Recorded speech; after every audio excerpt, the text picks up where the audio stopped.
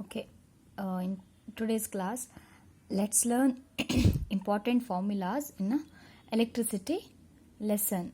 And these formulas are very important for the exam point of view. So please note down while explaining the formula. So the first one, I is equal to Q by T. Okay, where I is current and Q is charge, T is time. Okay, what is the SI unit of current?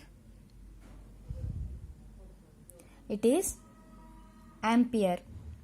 Okay, ampere, and charge, coulomb, T is second. Now in exam, if the current and time is given, these are known terms. So in that case, how do we find the value of Q? So in this case, you have to rearrange the formula, that is Q is equal to I into T. Cleared? Now when the current become 1 ampere, so when the current flowing in the conductor becomes 1 ampere, when the 1 coulomb of charge passes in the conductor at 1 second. Okay, it is a rate of flow of charges per second. Just see this formula. When this term becomes 1, when both the numerator and denominator, when these becomes 1, then the current also becomes 1 unit, right? So how do you define 1 ampere? It is the flow of 1 coulomb of charge per second, and this is important. Okay, now we'll move on to the second formula, that is V is equal to work done by Q. So here V is potential difference between the 2 points of conductor, and W is nothing but work done, and Q is charges. Okay, now tell me, when the potential difference becomes 1 volt, SI unit of potential difference is 1 volt, and the work done, it is joule, and as you know, Q is coulomb. Okay, now when the voltage V becomes 1, when the work done is 1 joule and Q is 1 coulomb, right?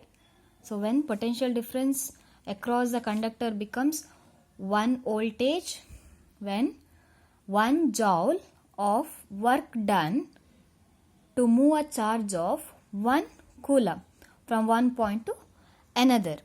Okay, so define 1 volt when 1 joule of work done is to move a charge of 1 coulomb from one point to another in the conductor. Cleared? Okay, now see, again you can rearrange this formula if both V and Q is given. So how do we calculate the work done? It is nothing but you are multiplying V and Q, right? So you are shifting this term to the left side and it becomes a multiplication, both V into Q. Okay, so the next formula, and very important, it is Ohm's law. V is equal to IR. Very important relation, remember like that. So through 3 words, that is very important relation. Okay, so V is equal to IR, where V is voltage across the conductor, I is current, resistance is, what is resistance? R is resistance. So it is the property of conductor that opposes the flow of current.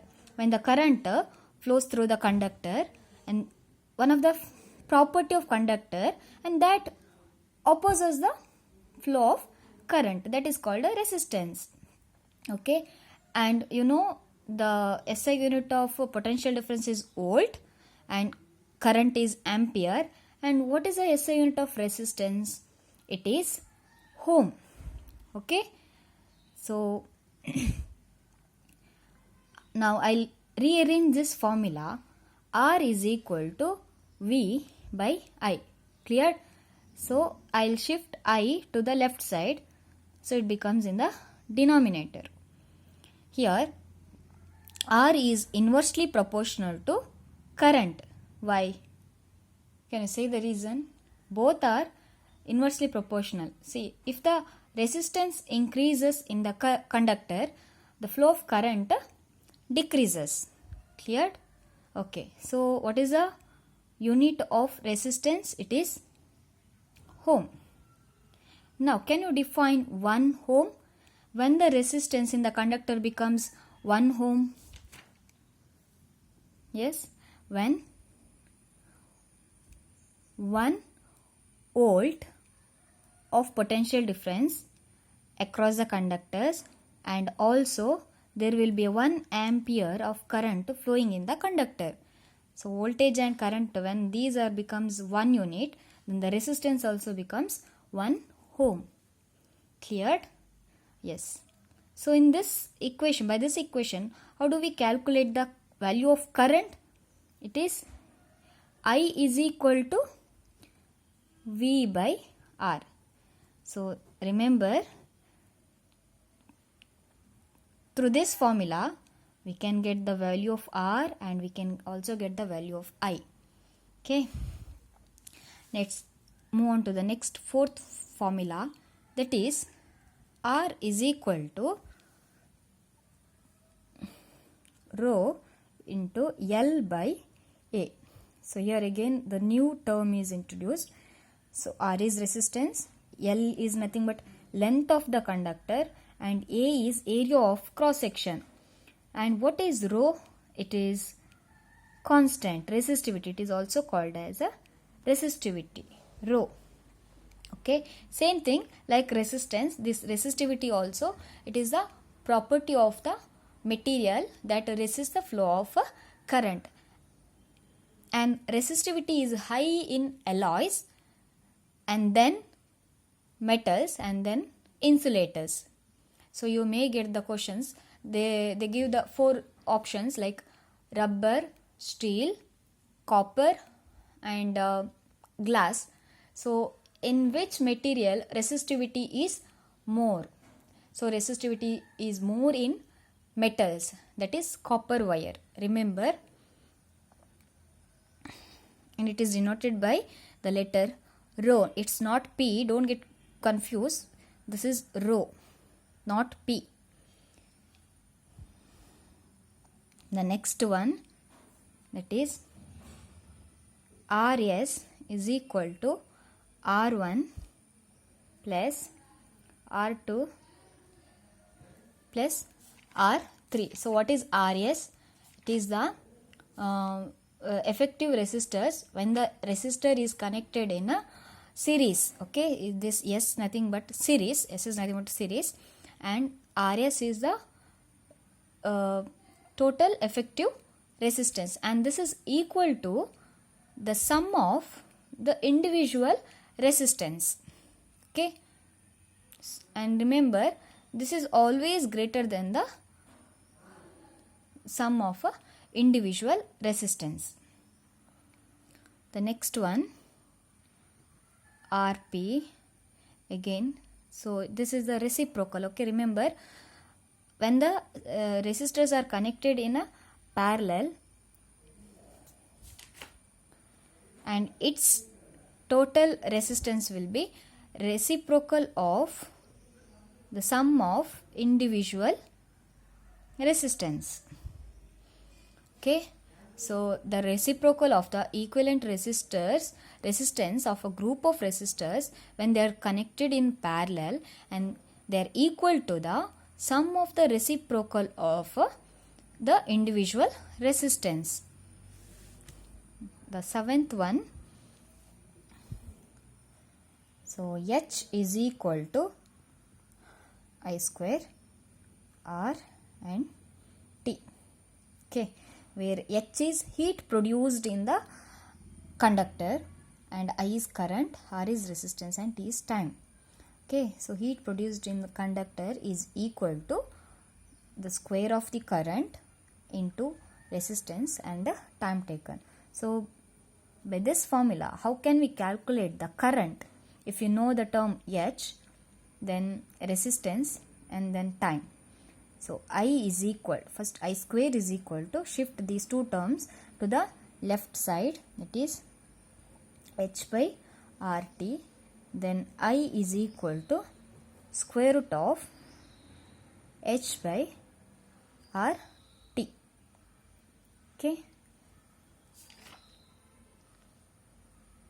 And this is also called as Joule's law of heating. Okay, and what is the unit of heat? H, it is joule, like energy. And the last formula, that is power, P is equal to V into I. Okay, it is a product of voltage and current in the conductor. Now what is the unit of power? It is watt. Now can you define 1 watt? So when the power becomes 1 watt,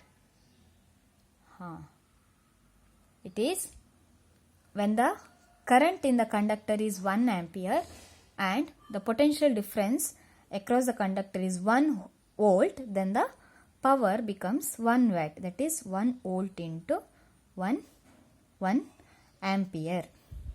Okay, so and these formulas are very important. I is equal to Q by T, V is equal to W by Q, and then V is equal to IR. Ohm's law, this is very important formula. And R is equal to rho into L by A, and then RS is equal to R1 plus R2 plus R3, and reciprocal of the effective resistance when they are connected in parallel, that is 1 by Rp is equal to 1 by R1, 1 by R2 and 1 by R3. Then H is equal to I square into RT, and power is equal to V into I. Very important, and you may get the question, define 1 ampere, 1 volt, 1 ohm and 1 watt. So this is about the formulas of in a electricity lesson. Thank you.